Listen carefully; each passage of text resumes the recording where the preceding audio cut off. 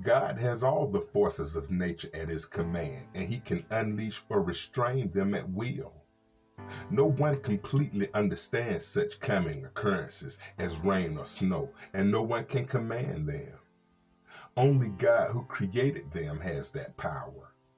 If Job couldn't understand such coming events in nature, how could he possibly explain or question God?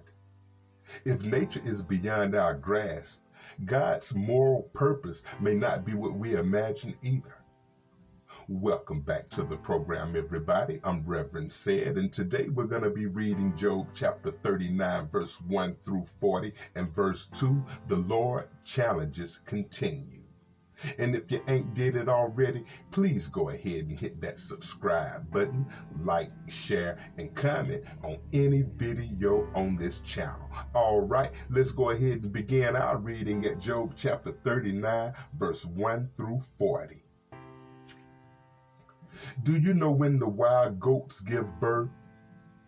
Have you watched as the deer are born in the wild? Do you know how many months they carry their young? Are you aware of their time of their delivery? They crouch down to give birth to their young and deliver their offspring. Their young grow up in the open fields, then leave home and never return. Who gives the wild donkey its freedom?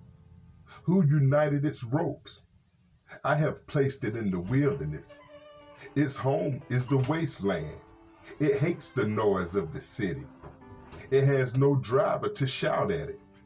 The mountains are its pasture land, where it searches for every blade of grass. Will the wild ox consent to being tamed? Will it spend the night in your stall? Can you hitch your wild ox to a plow? Will it plow a field for you? Given its strength, can you trust it? Can you leave and trust the ox to do your work?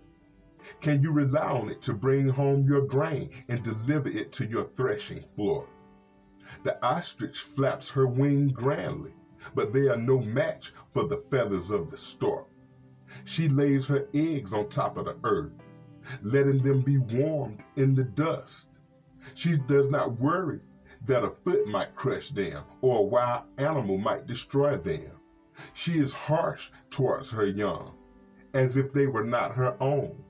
She doesn't care if they die, for God has deprived her of wisdom. He has given her no understanding. But whenever she jumps up to run, she passes the swiftest horse with its rider. Have you given the horse its strength, or clothed its neck with a flowing mane? Did you give it the ability to leap like a locust? Its majestic snorting is terrifying. It paws the earth and rejoices in its strength. When it charges out to battle, it laughs at fear and is unafraid. It does not run from the sword. The arrows rattle against it, and the spear and the javelin flash. It paws the ground fiercely and rushes forward into the battle when the ram horns blow. It snorts at the sound of the horn. It senses the battle in the distance. It quivers at the captain's command and the noise of the battle. Is it your wisdom that makes the hawk soar and spread its wings towards the south? Is it your command that the eagle rises to the heights to make its nest? It lives on the cliffs, making its home on a distant rocky crag. From there it hunts its prey, keeping watch with piercing eyes. Its young gulp down blood. Where there's a carcass, you will find it. Chapter 40, verse 1. Then the Lord said to Job, do you still want to argue with the Almighty? You are God's critic, but do you have the answers? God asked Job several questions about the animal kingdom in order to demonstrate how limited Job's knowledge really was. God was not seeking answers from Job.